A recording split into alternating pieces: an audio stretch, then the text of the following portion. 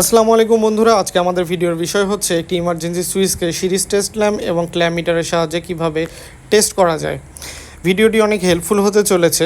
যদি আপনি একটি ইমার্জেন্সি সুইচকে সিরিজ টেস্ট ল্যাম্প এবং ক্ল্যাম্প মিটারের সাহায্যে টেস্ট করা শিখতে চান, তাহলে পুরো ভিডিওটি আমাদের সাথে থাকুন।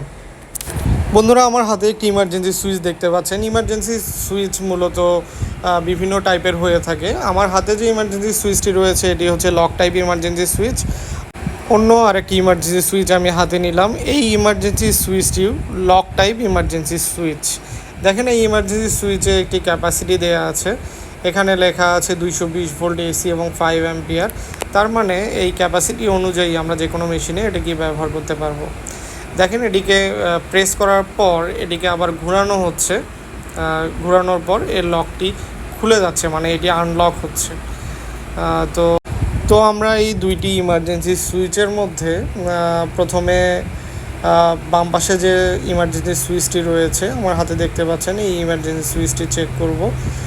আমরা অ্যাকচুয়ালি সিরিজ টেস্ট ল্যাম্পের মাধ্যমে প্রথমে চেক করব। তো সিরিজ টেস্ট ল্যাম্পের মাধ্যমে চেক করতে গেলে সিরিজ টেস্ট ল্যাম্পের তারের দুইটি মাথা দেখেন, এর এনসি পয়েন্টে আমরা রাখছি। এনসি পয়েন্টে রাখার সাথে সাথে বাতিটি কিন্তু জ্বলে উঠছে, এবং আমরা যখন এটিকে প্রেস করছি তখন এটি নিভে যাচ্ছে। আমরা এবার এনও পয়েন্টে ধরবো। এনও পয়েন্টে ধরলে দেখেন প্রথমে বাতি জ্বলবে না, কিন্তু প্রেস করার সাথে সাথে বাতিটি জ্বলে উঠবে। তার মানে আমাদের এই ইমার্জেন্সি সুইচটি সম্পূর্ণরূপে ঠিক আছে।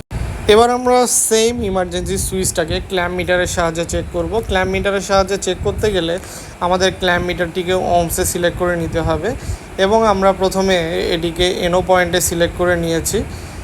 দেখেন, মিটারে কোনো রিডিং শো করছে না। এবার আমরা সুইচটিকে প্রেস করে নিয়েছি। দেখেন, মিটারে কিন্তু কন্টিনিউটি শো করছে।